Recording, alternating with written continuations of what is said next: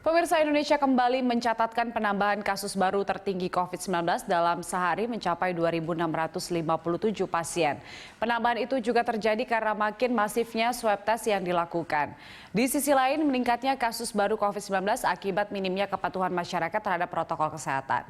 Dan untuk mengetahui informasi selengkapnya, pemirsa, kita langsung bergabung dengan reporter Reynard Christian bersama juru kamera Muasin Jalal serta pilot drone Yusuf Fajar.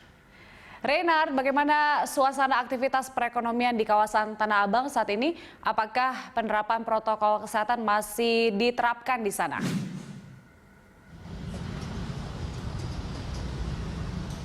Ya, selamat pagi Julita dan juga pemirsa. Benar sekali, pasar tradisional menjadi salah satu tempat yang diizinkan oleh pemerintah DKI Jakarta untuk kembali dibuka untuk membantu perekonomian masyarakat, utamanya para pedagang yang biasa melakukan aktivitas perekonomian khususnya di pasar tradisional.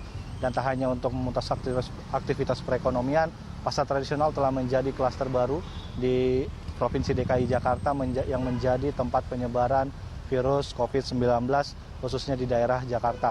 Seperti yang kita ketahui, beberapa waktu lalu beberapa pasar di daerah Jakarta Selatan dan juga beberapa pasar di daerah Jakarta Timur ini telah ditutup akibat ditemukannya pedagang yang terinfeksi positif wabah COVID-19.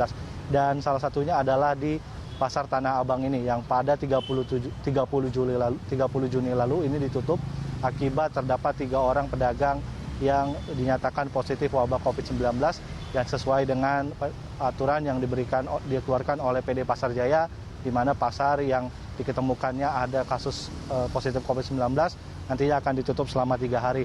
Dan kondisi terkini di Pasar Tanah Abang memang para penjual sejak tadi pagi sudah mulai membuka dagangannya baik di pasar tradisional dan juga pasar yang berada di Blok A dan juga Blok B, di mana menjanjakan pakaian dan juga barang-barang tekstil.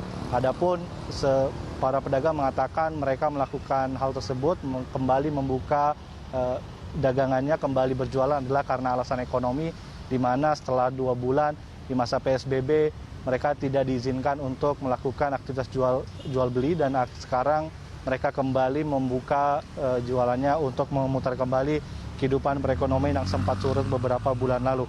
Adapun Pasar Tanah Abang ini menjadi salah satu pusat keramaian di daerah Jakarta, di mana terdapat pasar, terdapat stasiun, dan juga terdapat terminal di mana masyarakat cukup banyak berkumpul di daerah ini. Adapun untuk Kecamatan Tanah Abang sendiri, kami menghimpun per 8 Juli ini terdapat 388 jumlah positif dan juga terdapat 261 pasien dalam pengawasan yang dicatat oleh pemerintah Provinsi DKI Jakarta, khususnya di Kecamatan Tanah Abang, Jakarta Pusat. Julita. Iya, Rey, dari pantauan Anda saat ini apakah kepatuhan warga terhadap protokol kesehatan seperti penggunaan masker ini masih terlihat di sana? Ya, Julita, adapun terkait penerapan protokol kesehatan yang dilakukan oleh masyarakat seperti menggunakan masker ataupun menjaga jarak, ini masih terlihat beberapa warga ataupun beberapa pedagang yang tidak menggunakan masker dan juga tidak melakukan jaga jarak dengan pembelinya, di mana hal tersebut dikatakan sebagai karena mereka belum terbiasa ataupun hal tersebut bukan menjadi kebiasaan mereka sehari-hari, khususnya di era pandemi COVID-19 ini. Meskipun begitu, masih terdapat juga beberapa pedagang yang mematuhi seperti menggunakan masker, melakukan jaga jarak dengan para pembelinya, dan juga dari pantauan kami melihat beberapa pedagang juga membuat beberapa fasilitas kesehatan di blok-bloknya, yaitu dengan menggunakan fasilitas cuci tangan agar para pembeli tetap dapat steril dan juga pedagang tetap dapat steril dalam melakukan aktivitas jual beli.